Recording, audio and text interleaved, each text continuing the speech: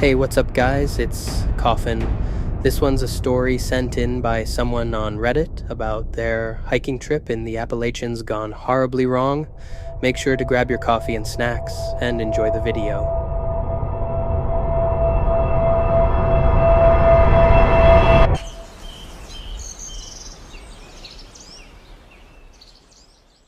This story was sent into a forum by somebody on Reddit. I won't say his real name, but we will call him Ryan. He was 27 at the time. Ryan loved solo hiking. He said it helped him clear his head. But after what happened to him deep in the Appalachian Mountains, he said he'll never go camping again. And once you hear what happened out there, you'll understand why. Ryan had been hiking the Appalachian trails for years. From Georgia to Maine, he'd done sections of it all. But in October of 2022, he decided to hike a remote offshoot trail in eastern Kentucky, about 3 miles off the main Appalachian Trail. He had read online that the area was beautiful, untouched wilderness, no crowds, and total peace. But the locals warned otherwise. They told him, "Don't go past the fire tower."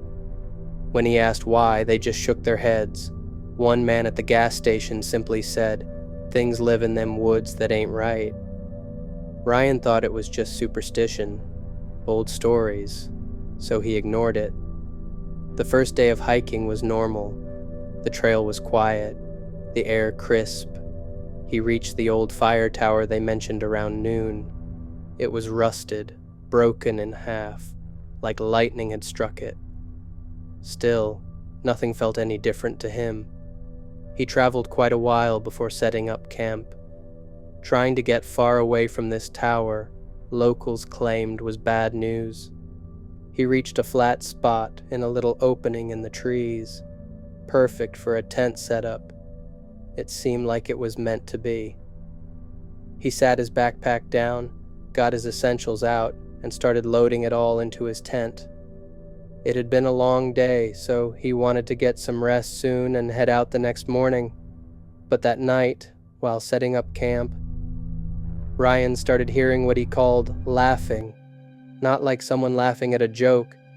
It sounded like a call, like an alert, high-pitched, unnatural, like a child trying to copy an adult's laugh, but couldn't quite get it down. He said it echoed through the trees, but every time he tried to pinpoint it, it would stop. At first, he thought it was an animal, maybe a bird, but then he heard whispering, clear human whispering, right outside his tent. He froze.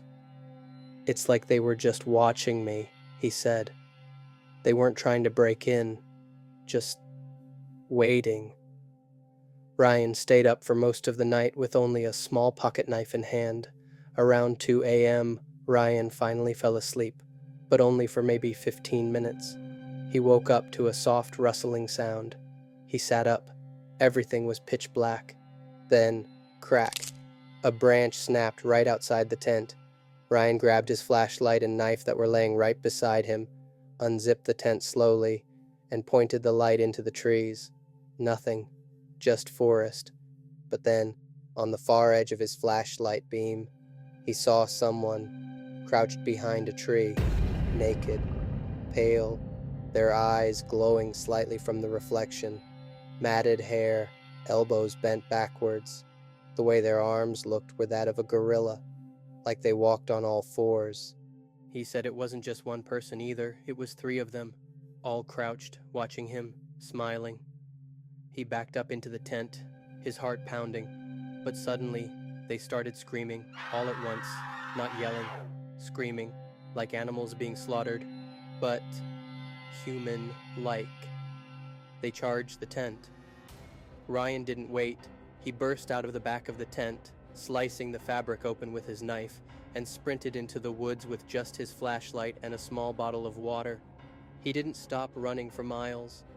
He said he could hear them chasing him, not yelling, not calling out, just breathing, heavy, wet breathing. Every time he slowed down, he'd hear footsteps behind him. When he stopped to catch his breath, he heard them clicking their tongues from the trees. He He finally reached the old fire tower again around dawn, and that's when he saw something that made his blood run cold. At the base of the tower was a pile of bones, human bones. He said to himself, "How did I miss this before? At least a dozen skulls, all stacked together. Old clothes, boots, even a rusted-out tent frame, all torn to shreds." He took one picture on his phone before sprinting the rest of the way back to civilization. He said he didn't stop running until he reached the gas station where the man had warned him. When Ryan showed the photo to the clerk, the man just nodded. "Told you," he said. "They been out there long before any of us. Ain't human no more." Ryan never went back. He never even reported it. He deleted the photo eventually because he said just looking at it made him feel sick.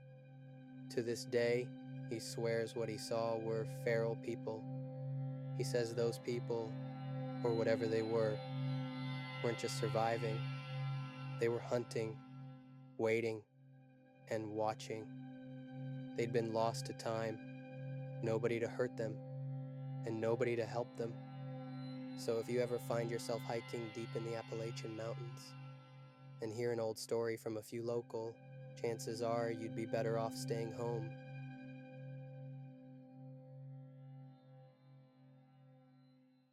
If you guys enjoyed, leaving a like and a comment would be greatly appreciated. If you have a story, feel free to send it to my email in the description. Till next time, take it easy.